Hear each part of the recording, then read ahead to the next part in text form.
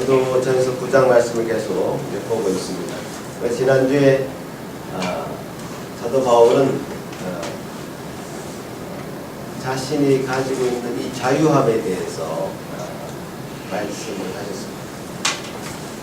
난 참 자유하다. 매이지 않는다.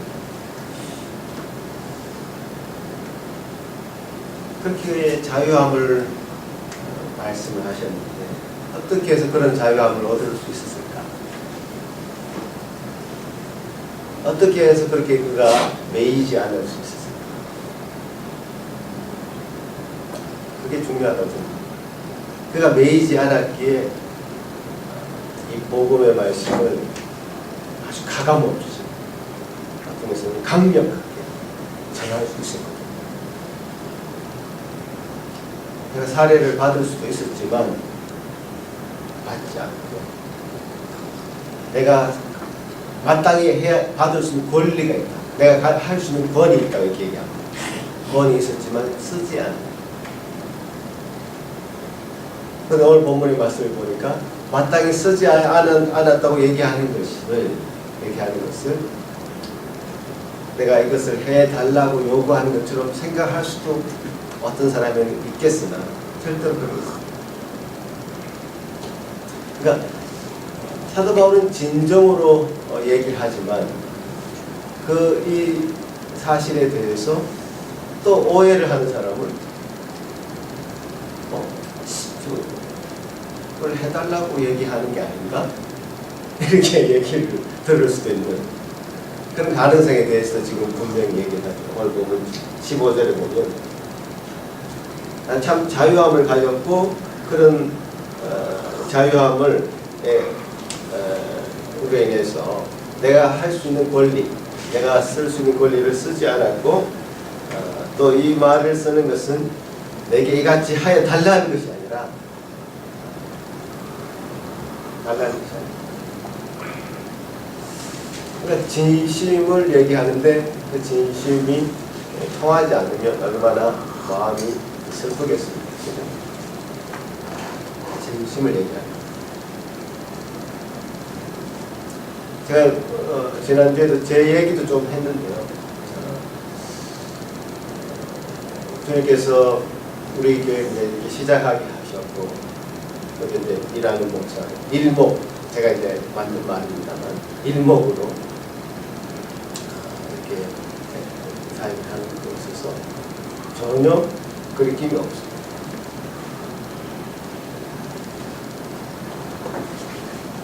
그러나 주님께서는 이제 사도 바울에게 가게끔 하신 이 자유함 저도 누리고 싶고 그 자유함을 통해서 하나님의 말씀을 가감없이 전하고 싶은 그런 마음이 있어요.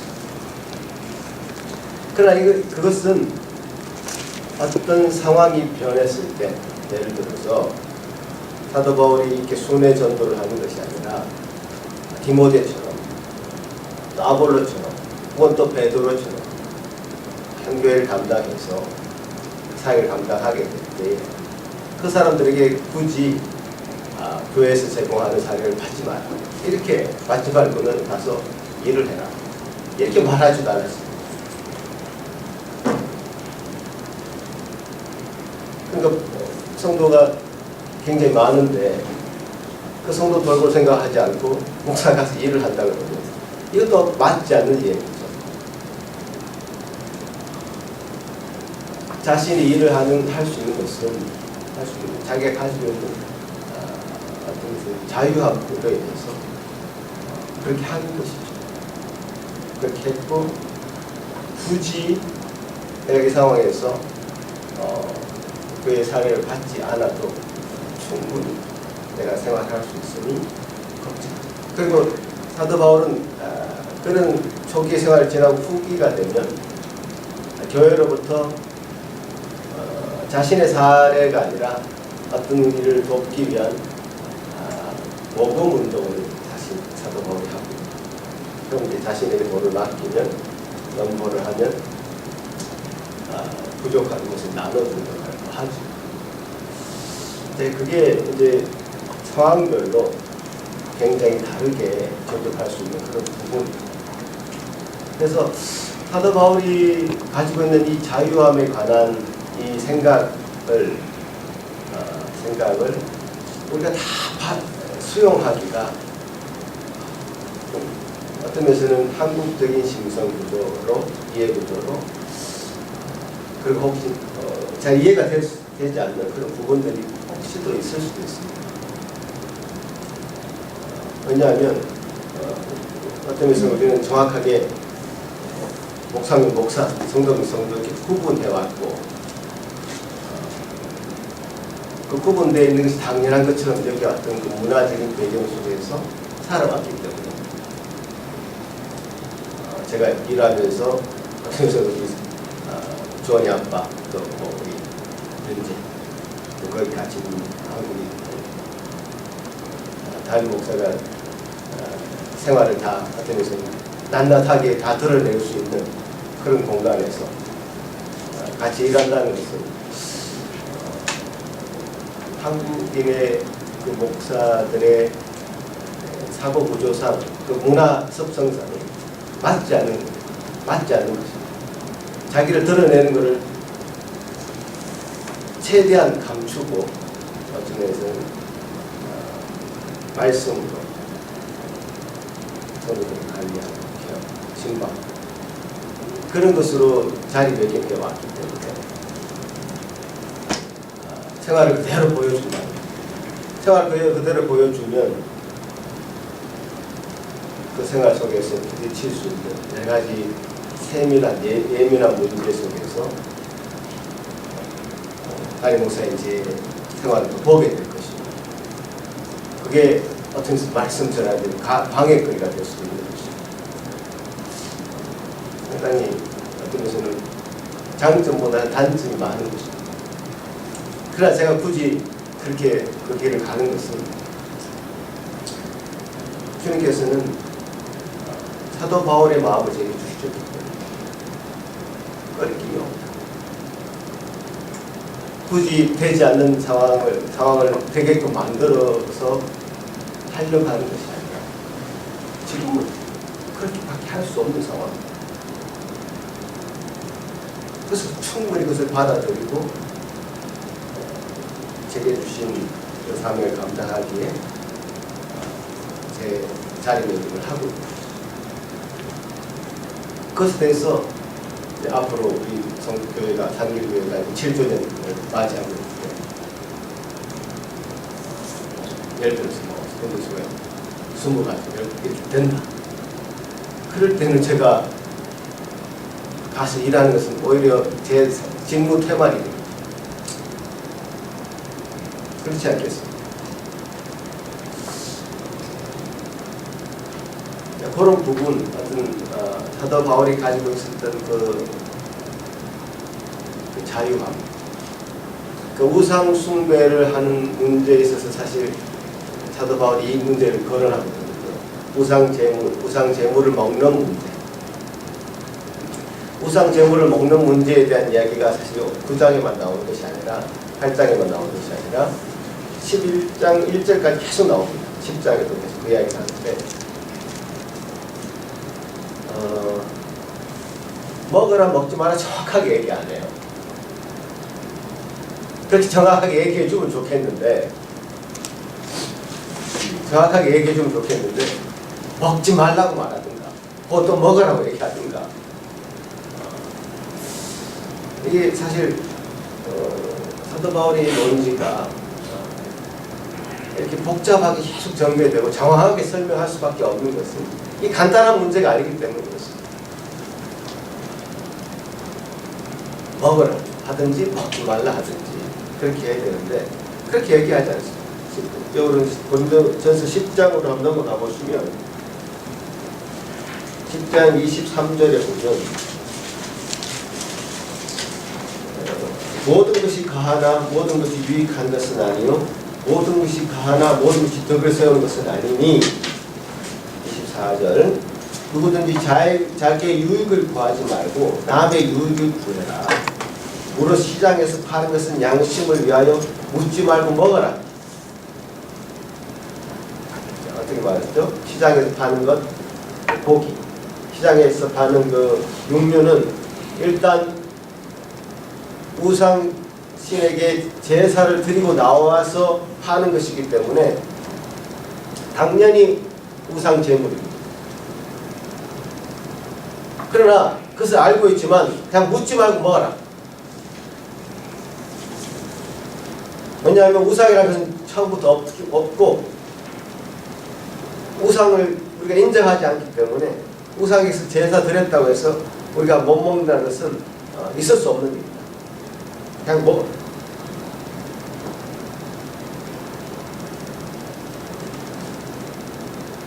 그 다음 왜 그렇게 얘기하죠? 이는 땅과 거기에 충만한 것은 주의 것입니다. 예, 주님이 다 우리 하나님 만드신 것이기 때문에 27절에 보면 불신자 중 누가 너희를 청할 때 너희가 가고자 하거든 너희 앞에 차려놓은 것은 무엇을 위하여 무엇이든지 양심을 위하여 묻지 말고 먹어라.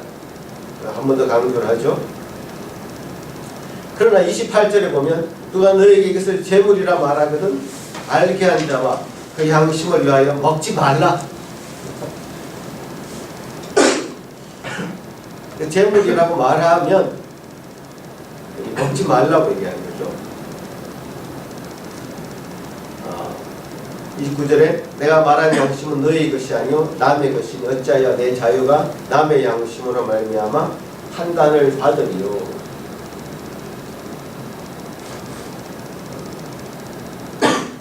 내가 만일 내가 감사함으로 참여하면 어찌하여 내가 감사하는 자여 비방을 받으리요. 그런즉 너희가 먹든지 마시든지 무엇을 하든지 다 하나님의 영광을 위하여 하라. 결론의 얘기는 하나님의 영광을 위해서 먹어도 되고 먹지 않아도 됩니다. 얼마나 애매한 말씀입니까? 어떤 그 상황에 맞게 우리가 생각을 해야 되고 행동을 취해야 된다는 거죠.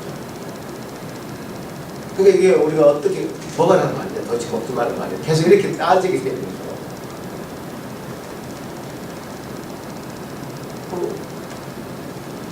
사도들이 일을 해야 되느냐 말아야 되느냐, 목사들이 일을 해야 되느냐 말아야 되느냐, 이 문제로 일하란 말입니까? 말하지 말라는 말입니까? 이렇게 따지게 되는 거예요.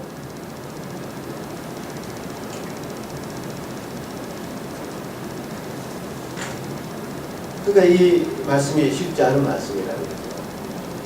이 말씀 굉장히 장하게 해석할 수밖에 없는 그런 얘기라는 거죠.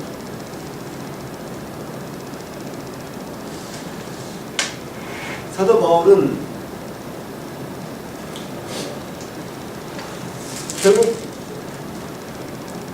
이렇게 오늘 본문에서 얘기하는 15절에 내가 차라리 죽을지언정 누구든지 내 자랑하는 것을 헛된 대로 돌리지 못하게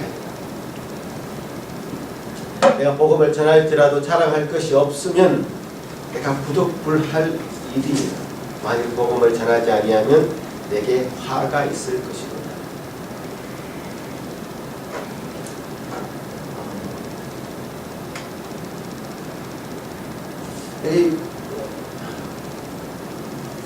내가 좀 자랑할 것이 많습니다. 사실 사도 바울처럼 자랑할 것이 많은 사람이 누가 있습니까? 제가 지난주에도 말씀드렸습니다만은 사도 바울은 유대인 중에 유대인, 히브리인 중에 히브리인, 가말리엘 문화에서 수학한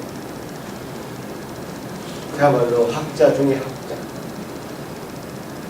지금으로 말하자면 박사학위를 한 3개 정도 받은 굉장한 학자요. 또 로마인이 됐습니다.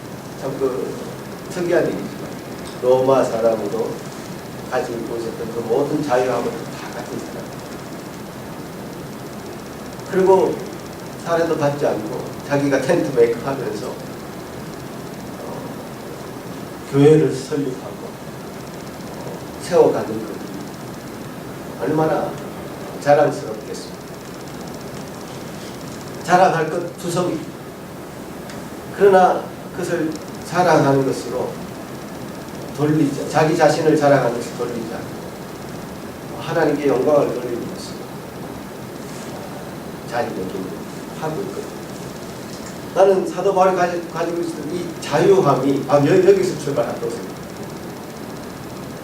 사도 바울이 가졌던 그 자유함은 자신을 구원해 주신, 정말 예수 믿는 자를 잡아 죽이던 자신을 향말미에 자신을 구원해 주신 하나님의 그 큰 은혜를 덧입은 자였습니다. 사도로 그렇게 부르신 자를 따랐습니다. 자신을 그렇게 온전히 드리기를 소원했고, 그래서 온전히 자신이 복음을 전하는 일에 헌신하게끔 이방인의 사도로 부르신 그 부르심의 소명을 따랐습니다. 그 일을 감당하게끔 하십니다. 그 자신이 받은 그 소명을 그는 최대한 주님을 위해서 쓰고 싶습니다. 그 자유함은, 사도 바울은 이 자유함을 자신이 존재를 드러내고자 하는 그 일로 작용을 했다는 겁니다. 이 자유함은 굉장히 한계를 가졌습니다. 자기를 드러내는 일로, 자신의 욕심을 드러내는 일로, 자신의 일을 성취하는 것으로 그 자유함이 사용되었다면 사도 바울의 그 사역은 굉장히 한계가 있습니다. 그러나 이 자유함이란 이것은 자신으로부터 자유함입니다. 자신에게 매이지 않았던 것입니다. 자신에게 매이지 않았고 그로부터 자유함을 얻었기 때문에 그 자유함은 이제 어디를 향하겠습니까? 그리스도를 향하게 됩니다. 여러분도 어떤 자유함이라는 것이 여러분에게 있다면 여러분 스스로부터로 자유해야 될 것입니다. 자기 자신을 다 내려놓아야 될 것입니다. 여러분 스스로부터 자유함을 얻었다면 그 자유함이 다시 여러분에게 돌아가지 않도록 분명한 방향을 정해야 될 것입니다. 향방 없이 가는 것이 아니라 분명한 방향이 정해져야 될 것입니다. 그 방향은 바로 주님이죠. 그 자유함의 방향을 잃어버리면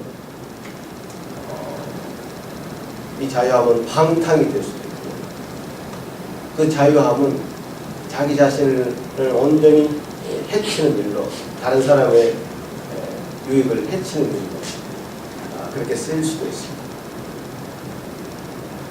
사도 바울이 가졌던 이 자유함은 자기 자신을 자랑하는 것으로 드러나지 않게 되었고, 하나님만을 자랑하는 것으로 그렇게 사용되게 된 것입니다.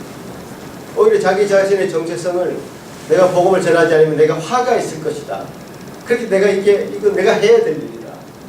내가 이 일을 하는 것은 결코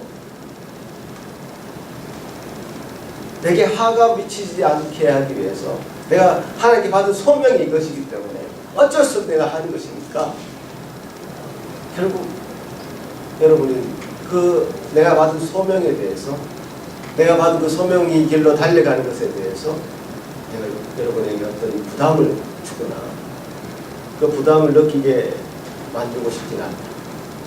그것은 이제 사실 사례 얘기하면서 이 얘기가 나오는 것은 결국 부담을 가지죠.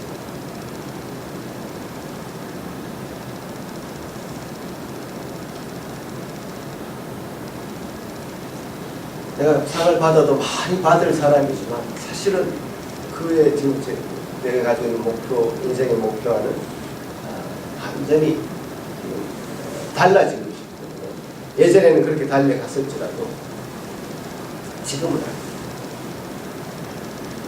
그래서 사도 바울은 19절에 이렇게 얘기합니다. 내가 모든 사람에게 자유로우나 스스로 모든 사람에게 종이 되었다.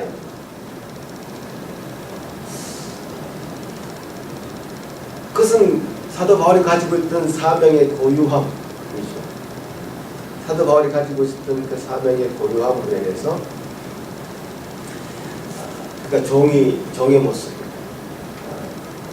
모든 사람에게 매임, 모든 사람을 어떤 것은 유익하게 하는 그 일로 사도 바울은 그 자유함을 사용하고 있는 것입니다. 세 가지 부류가 나옵니다. 유대인들, 또 율법 없는 자들, 또 약한 자들. 유대인이 있으면 내가 유대인 같이 같은 모습, 또 율법 없는 이방인에게는 율법 없는 이방인의 모습, 약한 자들에게는 또 약한 모습, 자기 자신을 온전히 변화할 수, 자기 자신을 온전히 그들의 유익을 위해서 종으로 그들을 위해서 온전히 자신을 낮출 수 있는 것은 이런 사고의 유연함 때문에, 자유함 때문에.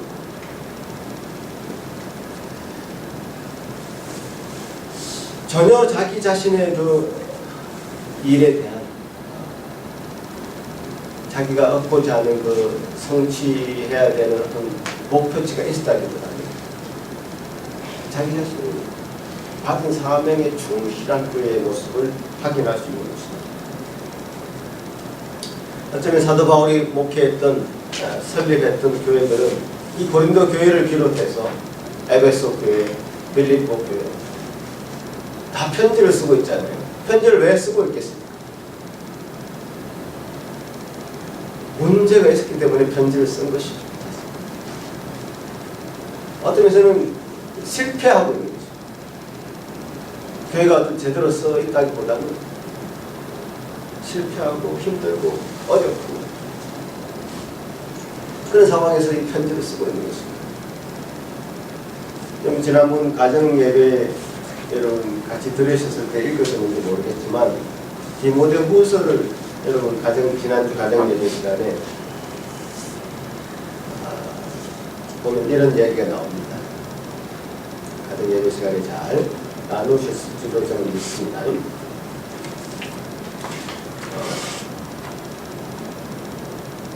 디모데후서는 사도 바울이 쓴 마지막 서신이죠. 이렇게 얘기합니다. 에베소 교회의 산적한 문제들의 진전이 없자 허탈해하는 디모데에게 바울은 복음의 핵심이 큰 일이 아니라 은혜의 힘을 상기시킵니다. 디모데의 사명은 교회를 발전시키는 사업가가 아니라 예수님이 마련해 놓으신 생명의 길을 가르치는 사도이자 교사임을 강조합니다.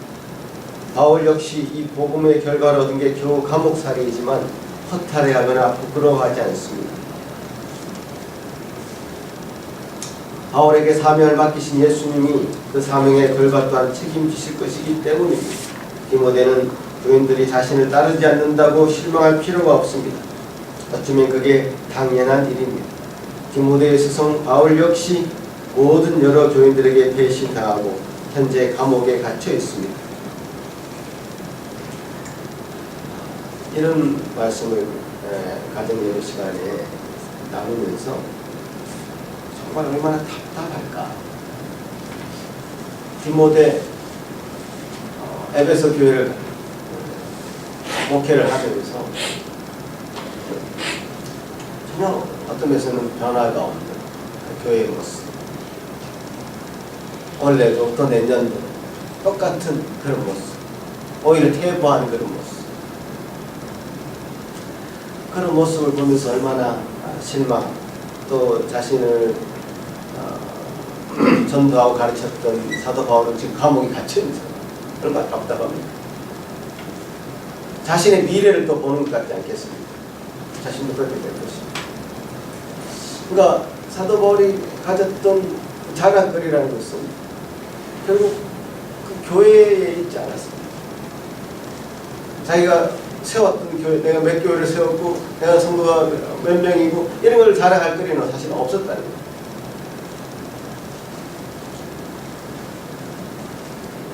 주님께서 디모데에게 편지를 쓰면서 디모데의 그 허탈함과 아픔과 상처만 있었던 디모데에게 격려하는 말을 쓰면서 그래도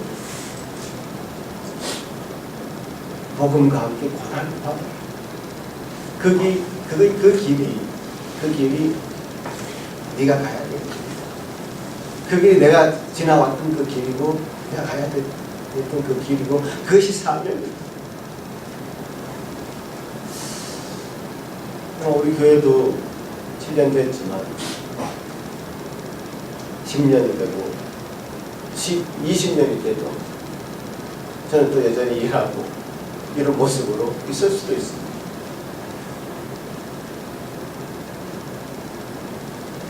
저는 그렇게 되지 않기를 간절히 바라고 기도하고 여러분 함께 매년 계획을 또 세워보려고 하지만 그게 우리한테 달려있는 거 아닙니다. 주님께서 해주셔야 되는 거예요. 그래서 내년 계획을 세우면서도 지금까지는 우리는 7년 동안 잘 내실을 다져왔고 어떤 결집력이 있고 단합하고 그랬기 때문에 내년에는 한 걸음 더 나아가는, 한 걸음 더 진보하는, 한 걸음 더 주님 이 지역의 복음화를 위해서 우리 교회를 알리고 성도들이 복음 전도하는 일을 위해서 뭔가를 액션을 좀 더 취하는 그런 것에 대한 기도를 좀 하고 있습니다. 하지만 그것이 주님께서 해주시지 않는다면 어떻게 되겠습니까?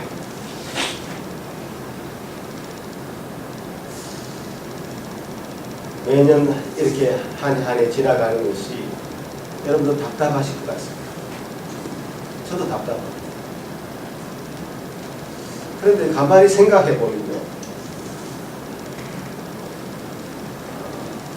제가 이 가정예배 가족들과 나누면서 이런 얘기를 했는데 그 답답한 마음, 어떤 변화가 없는 거에 대해서 생각을 하다가 김상욱 박사가, 과학자인 김상욱 박사가 한 얘기가 생각납니다. 우주는 굉장히 심심한 공간이다. 물리학자로서. 우주는 굉장히 심심한 공간이고 그것이 뭐 어떤 약간 충돌이 일어나고 어떤 변화가 있는 것처럼 보이지만 그걸 1년 단위로 보고 또 10년 단위로 보고 100년 단위로 이렇게 보면 똑같아. 태양은 늘 거기, 지구는 늘 거기 주변에 돌고 있고 뭐 별자리가 매일매일 바뀌기도 하지만 1년 단위로 보면 또 똑같고 다음에도 또 그렇게 되고 우주를 늘 관찰하고 물리학적으로 바라보는 사람의 그 시각도 우주는 굉장히 심심한 공간입니다. 그렇게 생각해보면 하나님도 어제나 오늘이나 영원토록 동일하신 굉장히 심심한 분이 아닌가. 변화가 없어. 똑같으신 분이다. 그러니까 우리 인생이 생각하기에, 사람들이 생각하기에 심심한 걸 사실 우리는 못 견디잖아요. 아이들일수록 심심한 걸 못 견딥니다. 아시죠? 우리 아이들이 제일 힘들어하는 거는 가만히 있어. 이게 제일 힘든 부분이거든요. 제발 좀 가만히 앉아있어. 식당에서 제발 좀 그 자리에 앉아있어. 견디기 힘듭니다. 아마 우리는 아이들처럼 이 심심한 걸 견디기 힘든 것 같다. 우리 스스로가 뭔가 이게 힘들어하는 부분이 그 부분이 아닙니다. 하지만 하나님의 큰 시각으로 본다면 하나님은 어제나 오늘이나 영원토록 동일하시고 내일 어제 떴던 태양이 오늘 또 뜨고 또 지고 또 1년이 가면 또 내년도 오고 성부영신 되면 드리고 인간은 굉장히 이 무료한 삶의 구조 속에서 지금 굉장히 살고 있는데 스스로는 그걸 못 느낍니다. 또 이 한 인생 이렇게 지나가면 또 죽고 다음 세대가 오고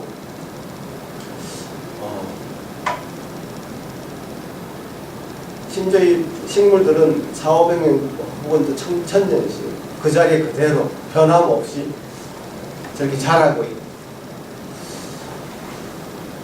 그게 하나님이 만드신 이 자연의 섭리고 하나님께서 가지신 성품조차도 어떤 데서 그런 부분이 있고, 그렇다면 우리 인간에게도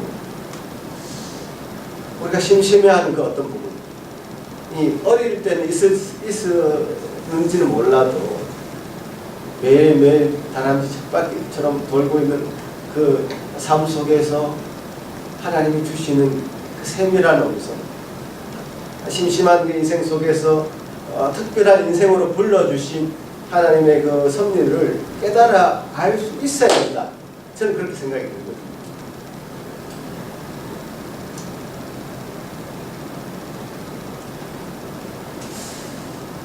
그러니까 우리가 심심해하는 것은 우리의 어떤 처지가 그렇다는 것을 우리가 인정해야 되는 것이고, 디모데가 느끼는 그 감정이 볼 것이고, 아마 사도 바울도 그걸 느꼈을 것이고, 정말 편지를 쓰면서 얼마나 답답했겠는가, 변화가 없는 그 교회의 모습을 보면서 얼마나 힘들었을까. 그 변화가 없는 사회, 변화가 없는 이 사회의 모습을 보면서 얼마나 정말 힘들었을까. 어떤 사람은 이 변화가 없는 사회의 모습에 정말 한 불나방처럼 뛰어들어가지고 바꿔보려고 애쓰는 사람도 있었죠. 그러나 진정으로 이 사회를 바꾼다는 것은, 교회를 바꾼다는 것은 그렇게 불나방처럼 뛰어드는 사람에 의해서 바뀐 것이 아니라 시대가 그렇게 만들어가는 거죠.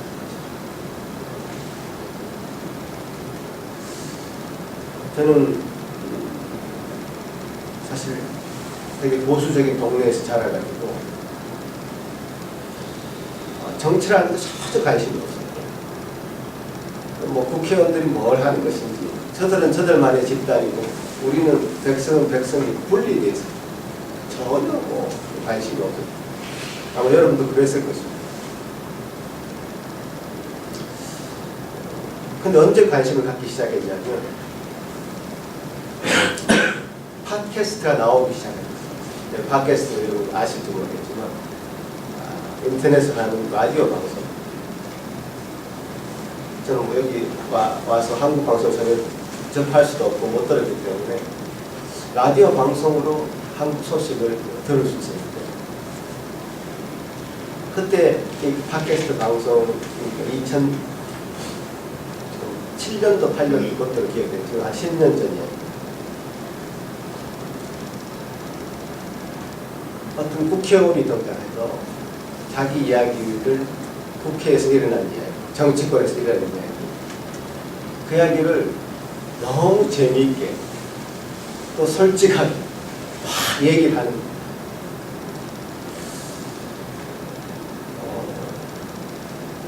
그전에 몰랐던 그 세계의 일을 하나 둘 접하게 되니까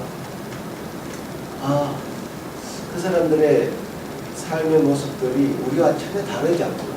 이별 어떤 차별이 없는 것이고, 그 안에서 일어나는 모든 일들 다 인간이 가지고 있는 그 악한 모습들이 그대로 되어 있고, 저들도 정말 연약한 인간의 모습, 그거를 제가 접하게 됩니다.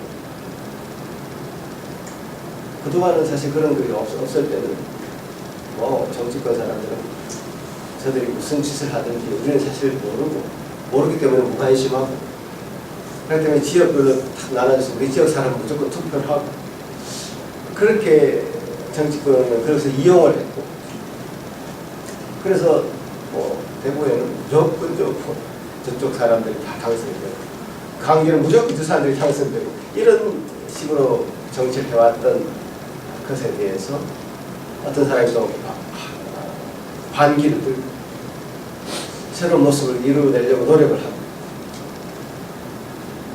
그런 모습들이 보이면서 정말 저렇게 저기 있는 사람들 똑같은, 우리와 똑같은 사람들, 그 사람들의 모습이 바뀌어야지 우리도 더 관심을 가지고 이 사회를 바꿔갈 수 있게 생각을 가지게 됩니다.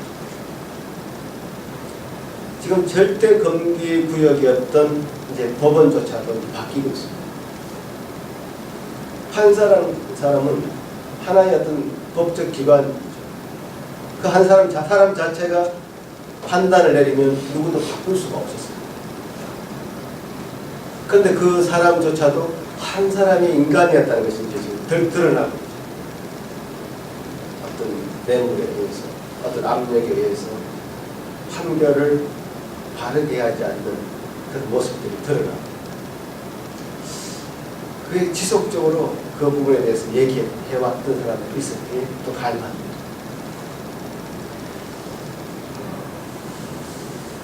그래서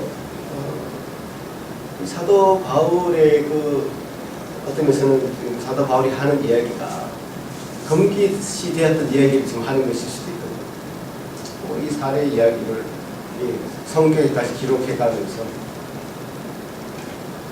이 해왔던 것은 그들도 똑같은 하나님 앞에 선 인간에게 가질 수 있었던 약점이, 그런 약점에 대한 부분들을 가감없이 얘기하고 성도들과 함께 그것을 나누어서 바른 길을 찾아가도록 했던 그 사도 바울의 시도는 굉장히 중요한 시도였다. 감추지 않았다는 것이죠. 자신의 생각을 가감없이 드러내었고 그것에 대해 성도들의 이해를 구했던 것이죠.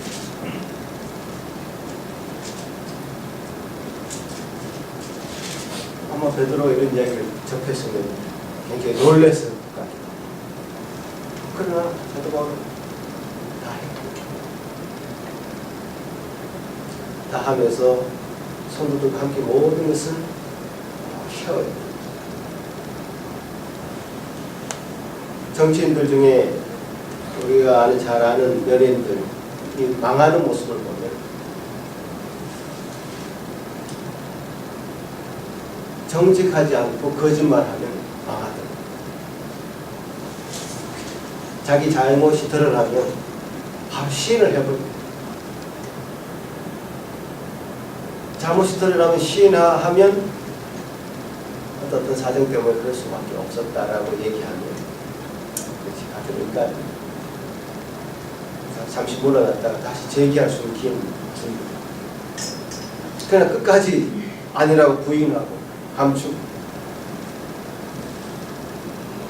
그렇다면 그 사람은 더 이상 재기할 수도 없고 망하게 된다.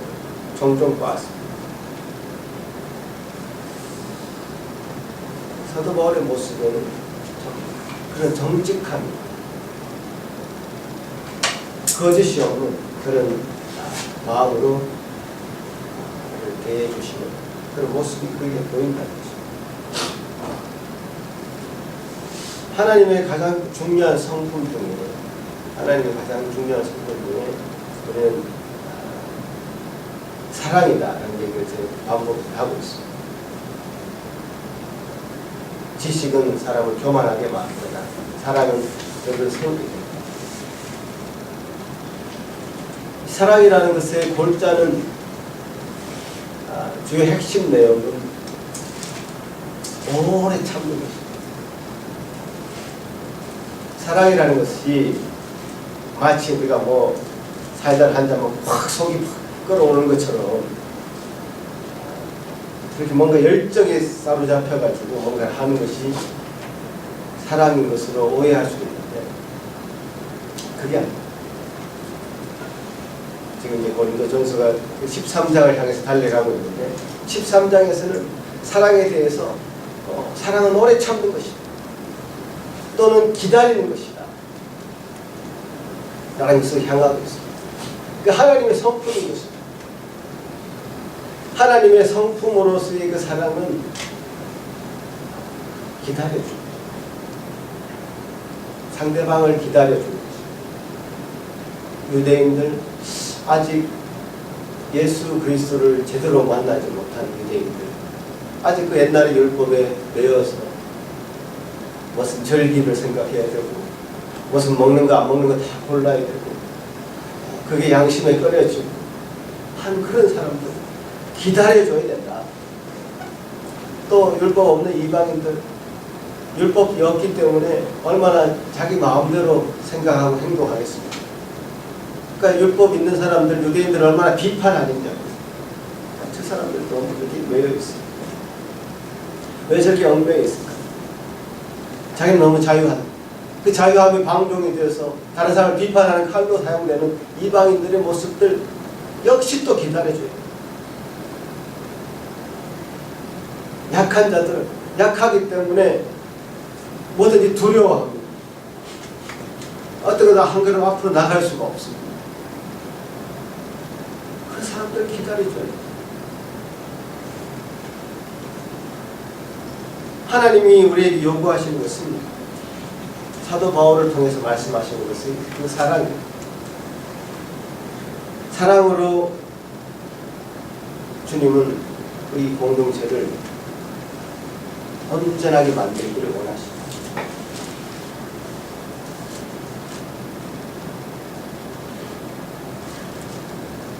그 사랑이 빠진 공동체는 서로를 향한 질투와 시기 또 서로를 향한 경쟁만이 그 공동체를 이루죠.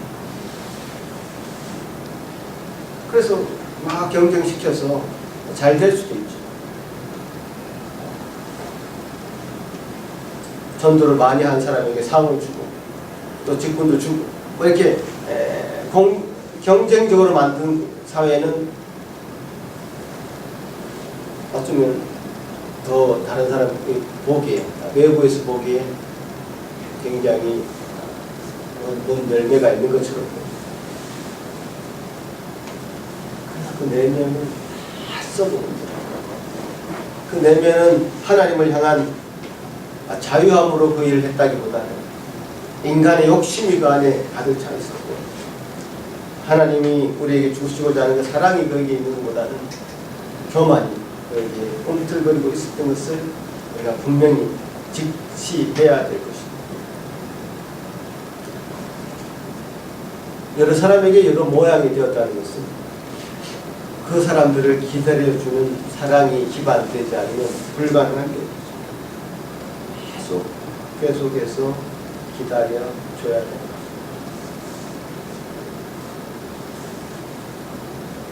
우리는 기다리면 잘할 수 있습니다. 지금까지 기다려왔고 계속 기다릴 수 있습니다. 그렇게 사랑으로 기다림으로 서로를 유익하게 만들어내는 그런 사랑의 공동체가 되어야 될 줄로 저는 믿는 것입니다. 또한 주님께서는 사도 바울을 통해서 우리에게 말씀하시는 걸 내가 오늘 조금 요약적으로 말씀드리자면 훈련을 통해서 우리 성도들이 온전해지고 완성되어야 한다. 저는 그렇게 말씀을 통해서 확인합니다. 바울은 이렇게 얘기합니다.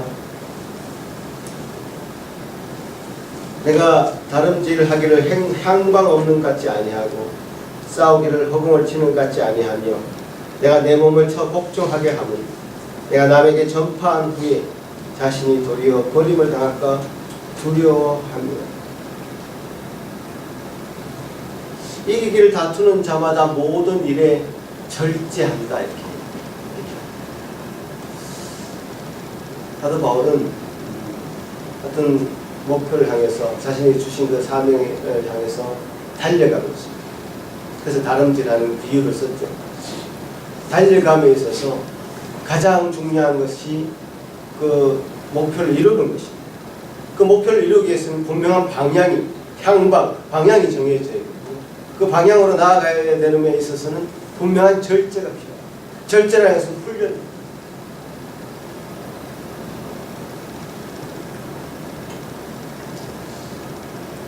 절제라는 것은 굉장히 우리가 지금 평생을 갈고 닦아야 되는 그런 과정 속에서 해야 되는 뭔가 터득해야 되는 그런 것입니다. 하루아침에 절제할 수 있는 사람이 태어나는 것은 아닙니다. 저도 왕년에 항성질했지만 성질이 죽어지려면 절제가 필요합니다.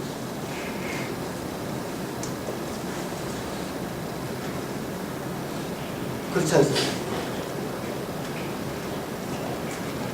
나는 그냥 이렇게 태어났어. 김창호 그 교수처럼. 나는 원래 그래. 네? 나는 원래 그런 사람이야. 나는 뭐 아니면 아니야. 이렇게 하면서 자녀들을 되게 가혹하게 다루는 그 어머니 모습이 아니라 그 부분 자신이 절제해요. 과거의 자신의 모습이 그랬다면 그렇지 않도록 훈련을 해야 됩니다.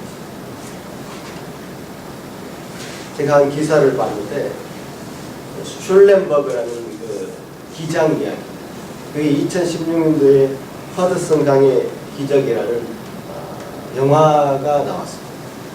그게 사실 실제 있었던 이야기인데 2009년도에 뉴욕에서 비행기가 출발합니다. 한 2분 정도가 돼서 저 맞은편에서 기러기 떼가 한 마리 두 마리가 아니라 떼가 오는데 그 정면으로 이제 비행기가 부딪힙니다.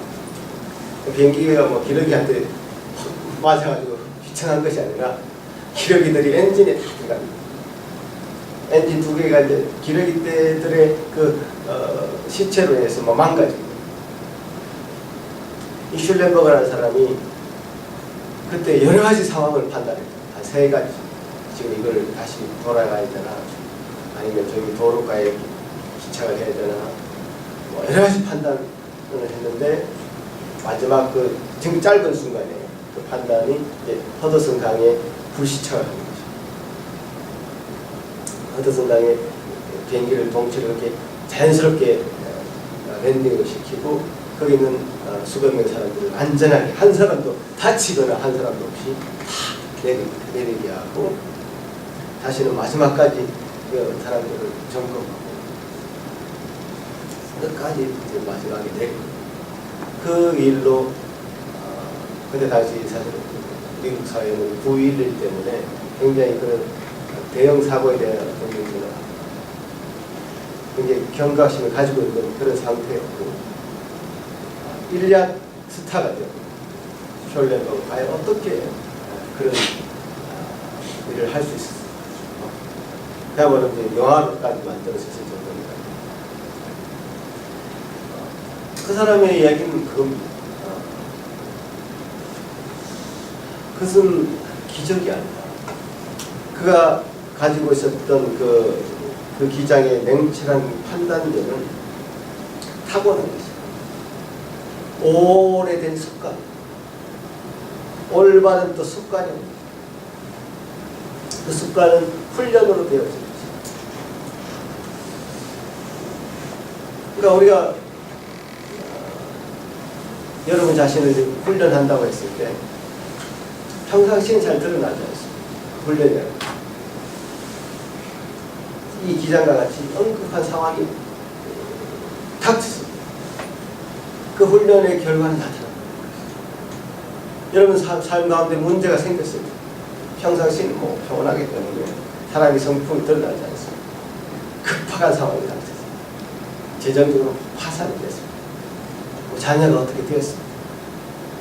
뭔가 이게 큰 분쟁이 있을 때 그 사람 실력이 드러나는 거죠. 그 사람은 어떻게 행동하느냐는 그때 어떻게 훈련받은 결과가 나타나게 된다. 이런 급박한 상황 가운데 우리는 언제든지 우리는 상황 가운데 처할 수 있습니다. 언제든지 우리는 그런 엄격한 상황에 갈 수 있습니다. 그것을 위해서 여러분은 훈련하셔야 됩니다. 사도 바울이 자신을 쳐서 복종하게 시킨다는 것은 굉장히 중요한 데입니다. 자신의 몸을 쳐가지고 복종시킵니다. 훈련, 우리가 이제 교리적으로 얘기하자면 성화죠, 성. 매일매일 삶이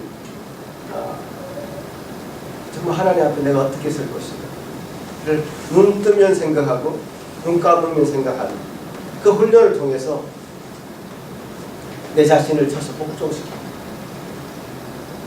그런 것을 나아가지 않는다. 우리는 언제든지 응급한 상황에서 자신을 하나님 앞에 온전히 종으로 드리지 못하고 하나님 앞에 정말 자유롭게 나아가지 못하고 어쩌면 하나님을 배신할 수도 있고 공동체를 떠날 수도 있고 그런 사람이 될 수도 있어요.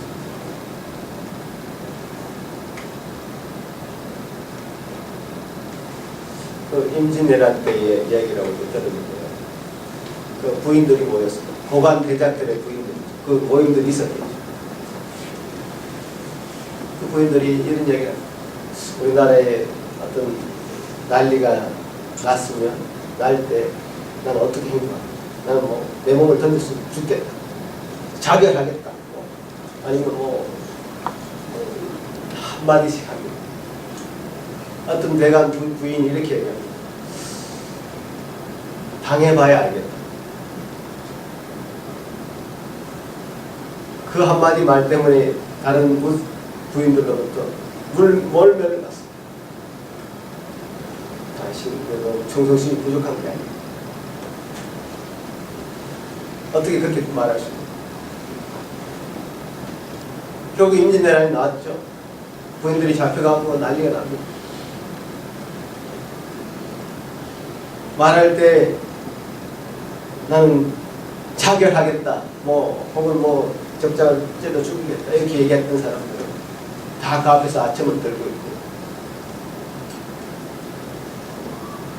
당해봐야 알겠다라고 얘기하면서 다른 공동체 사람들로부터 문매를 맞았던 그 사람은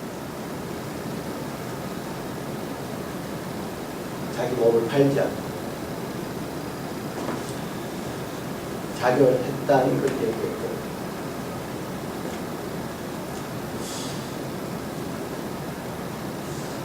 그러니까 우리 삶 가운데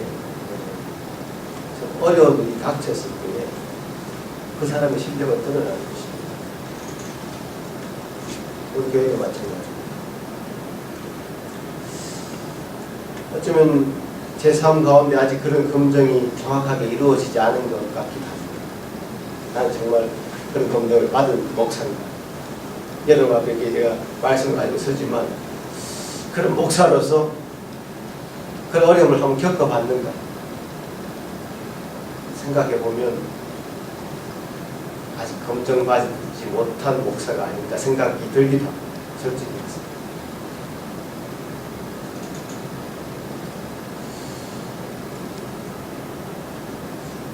그래서 저는 제 자신을 쳐서 복종시킨다는 이 바울의 말씀이 굉장히 와닿습니다. 언젠가 그런 일이 일어날 수도 있고 우리 교회에 혹은 내 개인의 삶 가운데 풍파가 닥칠 수도 있고 그때 과연 긍정받은 목사로서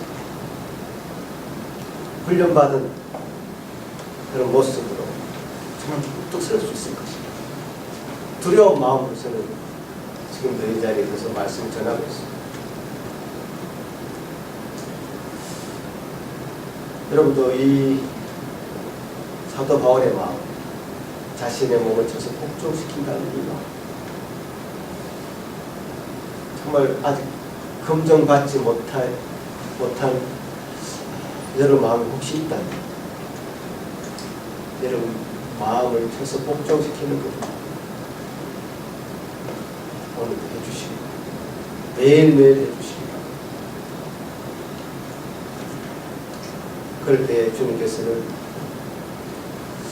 언제든지 그런 일은 일어날 수 있으며 그런 일이 일어날 때 주님께서는 여러분을 정말 착하고 충성된 종아 잘하였도다 이렇게 칭찬합니다. 칭찬받는 여러분 되지 않을까 이렇게 생각합니다. 제가 말씀 좀 길게 나눴는데요. 사도 바울이 길게 얘기하시니까 저도 간단한 문제가 아니구나 이게 이렇게 생각하고 희화하고 또 깊이 여러분 삶 가운데 적응해야 될 그런 말씀으로 나눕니다. 기도하겠습니다. 고맙습니다. 주님, 주님께서 우리에게 주신 그 큰 은혜로 이 자리에 다시금 섰습니다. 주여 주여 도와주시옵소서. 우리 연약함을 아시는 주님께서 영광이 되기 위한 존재로 저희를 부르셨고 주여 저희를 붙드셔서 그 길로 갈 수 있도록 은혜로 저희를 이끌어 주시옵소서. 아버지 하나님의 은혜가 우리 마음을 온전히 충만하게 채워갈 수 있도록 도와주시옵소서. 자신의 몸을 쳐서 복종시켜서 사도 바울의 모습 우리도 닮아야 될 것입니다. 도와주시옵소서. 아직 부족한 모습, 연약한 모습, 또 배우려고 하지 않는 우리의 모습 주님 도우시옵소서. 평생 겸손하게 주님 앞에 머리숙에 깨달아가고 알아가고 주님 앞에 선 제자로서 훈련받아가고 저희를 되게 하여 주시옵소서. 주여 은혜를 베푸시고 우리 삶 가운데 항상 은혜로 이렇게 날마다 함께해 주시는 님 감사드리옵고 예수님 이름으로 기도하옵나이다.